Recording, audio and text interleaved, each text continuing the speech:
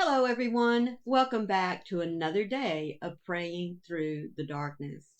Now, I want you to imagine this picture. You are hiking up a hill.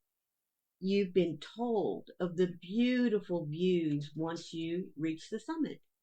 But along the way, you may have to stop for a moment to catch your breath or to rest your weary legs because if you're like me, you're working muscles that you may not know that you had or forgot you had, but you still carry on. You keep working towards that goal of getting up to the summit. And once you reach it, you stop for just a moment. You breathe in that sweet, clean air. Your gaze just takes in all of the beauty, the panorama of maybe trees or beautiful cliffs with wonderful layers of colored rocks. Whatever it might be, you have finally reached a joyful place.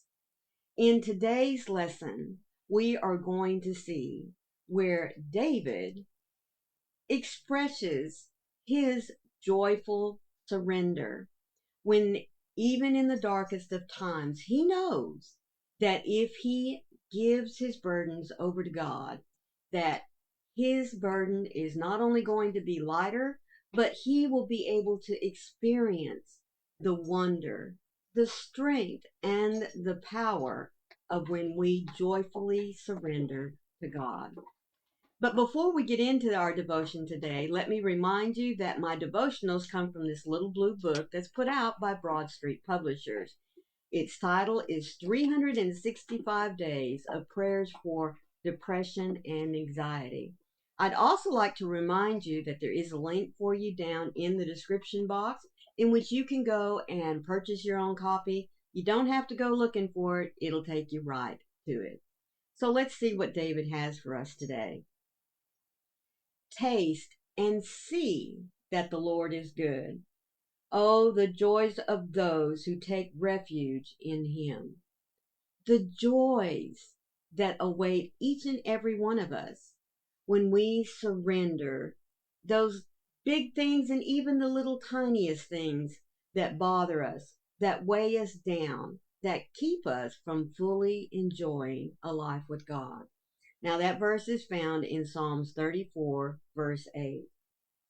God, at times I am overcome with the joy of knowing you and your goodness. I know that your affection over me can bring me freedom. I take refuge in you and ask you to take care of what I cannot. The fruit of your kingdom is that which brings life to my soul. It is love, joy, peace, and kindness. Today is the perfect opportunity to lay down my burdens at your feet. You are my God and my King. I ask you to do the heavy lifting.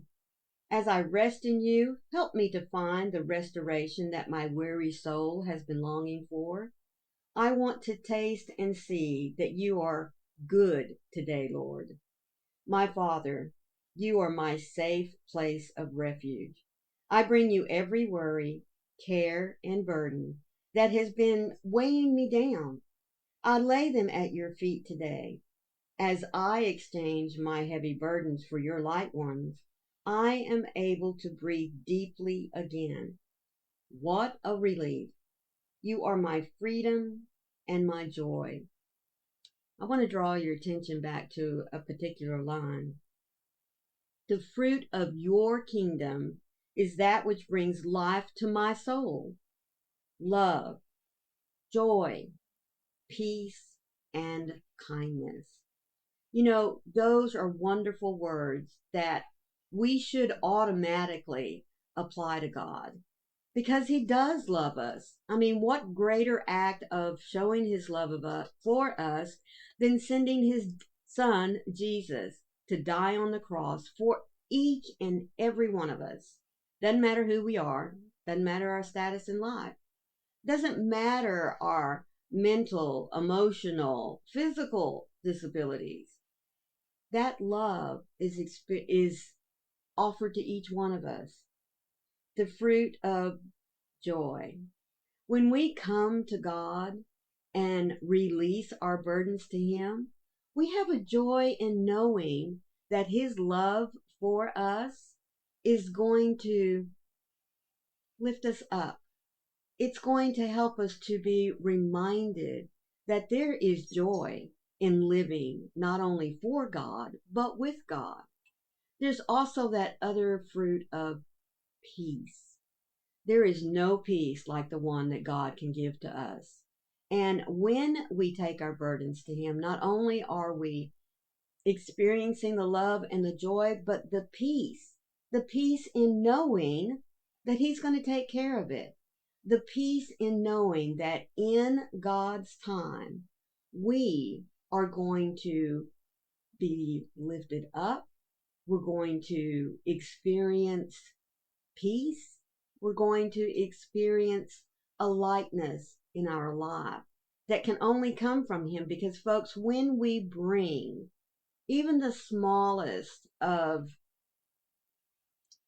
things that are bothering us, I mean, that's just a simple way of putting it, but whatever it may be, even just the little things like, you're going to think this is funny, God, I got a paper cut, and you know how I hate those things. I just want to shut down, go home, and curl up in my bed and nurse it. But God, I know that You are powerful enough to make even the pain of this little bitty paper cut that's going to disturb me for a bit, I know You're going to be able to take it away. So I wait for that moment, Lord, in You, knowing that the pain, excuse me, excuse me. I wait for You, Lord, knowing that the pain is going to subside and I can go on. Now, like I said, you may think that's a little silly thing to offer up to God, but that's what I'm talking about. Even the littlest of things that bother us, God wants to remove it so that we can continue on living a life of joy and peace. And then the last fruit, kindness. Folks, is it hard for you at times to imagine God being kind? I mean, stop and think about it. We always talk about God's love for us. And what's better than that, right? We, just like a moment ago, we talked about the joy of living our lives in God, the peace that by living in God's word brings to us. But I don't know that we talk so much about the kindness part of God.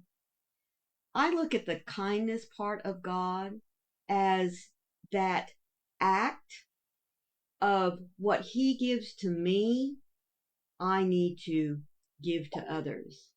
That's the kindness. That's my definition of applying kindness to God. God is my ultimate example. And by being that ultimate example, I'm to take that example, that love, peace, joy, and kindness that He gives to me, and I am to spread it out to everyone I come in contact with. Isn't that wonderful?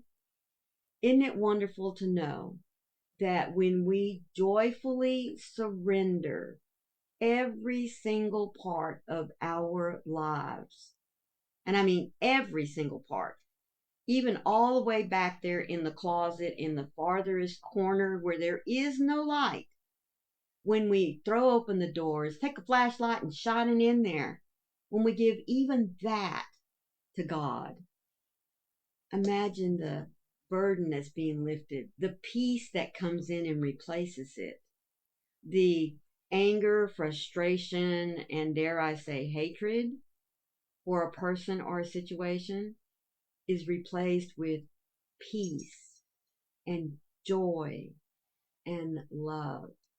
So think on, what can you joyfully surrender to God today? Think about maybe just one little bitty thing, like my paper cut. Maybe you stumped your toe today. Take just a moment. Talk to God. I mean, you may think it's silly, but even those little bitty boo-boos God is just as willing to hear our prayers and to replace that with something wonderful. So take a chance. Try it out today. See what God has in store for you. Thank you all so much for once again coming by to take just a moment for yourselves. Whether you experience depression, anxiety, it doesn't matter. Anytime you take time for yourself to get into the Word of God. Folks, in my book, that is just one more step up in learning how to enjoy life with our Savior and the Father. So please always remember that when the doubts, the darkness wants to come in and rob you of every ounce of joy that you have, take it to God. Joyfully surrender it to Him. Because remember, you're never alone. He's never going to give up because He loves you. And I love you too. See you tomorrow. Bye.